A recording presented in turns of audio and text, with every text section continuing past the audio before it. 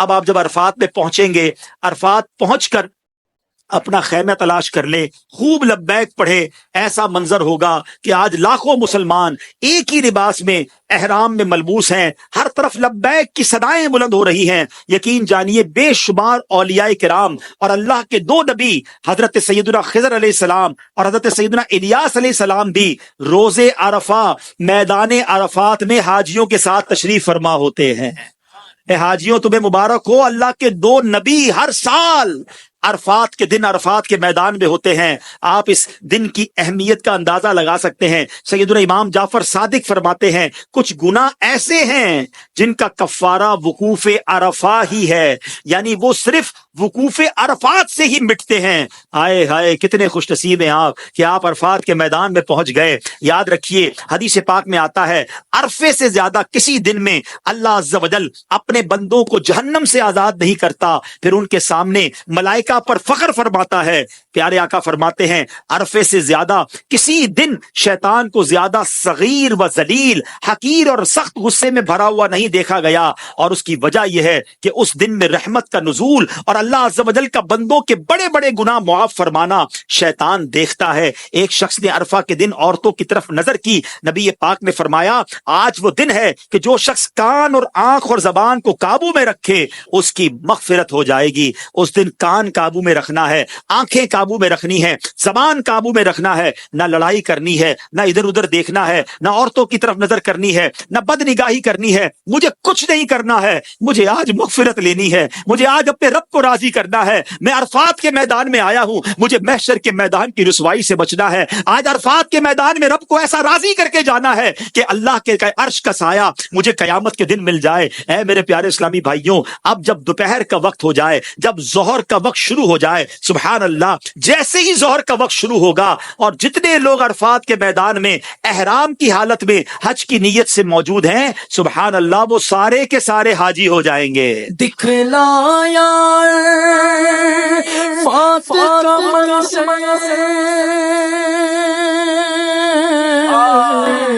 یہ بھی کرا ہے، یہ بھی کرا ہے، یہ بھی کرا ہے، یہ بھی کرا ہے، بخشش ہر حاجی کو خدا یا بخشش ہر حاجی کو خدا یا بخشش ہر حاجی کو خدا یا بخشش ہر حاجی کو خدا یا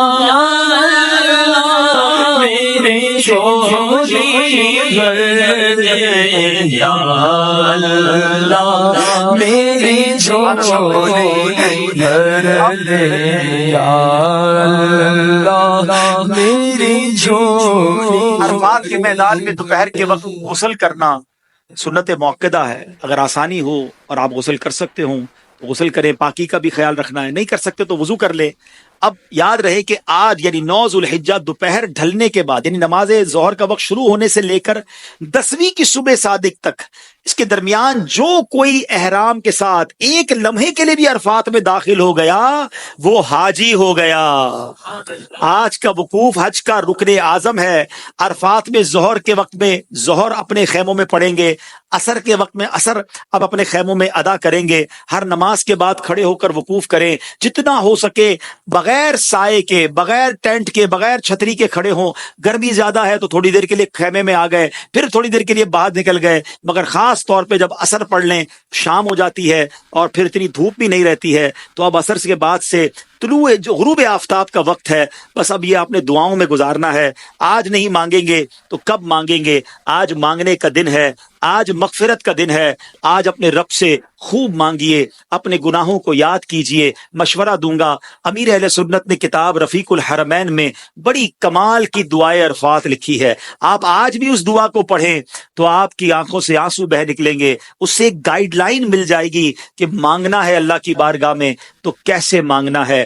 دنیا بھی مانگیں، آخرت بھی مانگے، گناہوں کی معافی بھی مانگے۔ بہرحال یہ آپ کا عمل غروب آفتاب تک جاری رہے۔ یقین ہو جائے کہ غروب آفتاب ہو گیا ہے۔ اس پہ بعض اوقات مولم کی طرف سے اثر کے بعد سے اعلان ہونا شروع ہو جاتا ہے کہ بس میں بیٹھیں، اب نکلنا ہے۔ یاد رکھیے جب تک غروب آفتاب نہ ہو جائے آپ نے عرفات نہیں چھوڑنا ہے۔ ماشاءاللہ ہمارے آئی ٹی مجلس نے ایک بڑی پیاری ایپلیکیشن بنائی ہے، پریئر ٹائم ایپلیکیشن، وہ ضرور اپنے موبائل میں رکھیں، ساری دنیا میں سفر میں کام آئے گی مگر عرفات مزدلفہ میں تو بہت کام آئے گی۔ آپ چیک کریں کہ جہاں آپ موجود ہیں وہاں غروب آفتاب ہو گیا کہ نہیں، 2 4 5 منٹ اور اوپر گزارنے دیں، اور اس کے بعد آپ نے معلم کی بس میں جا کر بیٹھنا ہے۔ اس کے بعد عرفات سے باہر نکلنا ہے، اس سے پہلے نکلیں گے تو دم ہو جائے گا، آپ نے وہیں رہنا ہے۔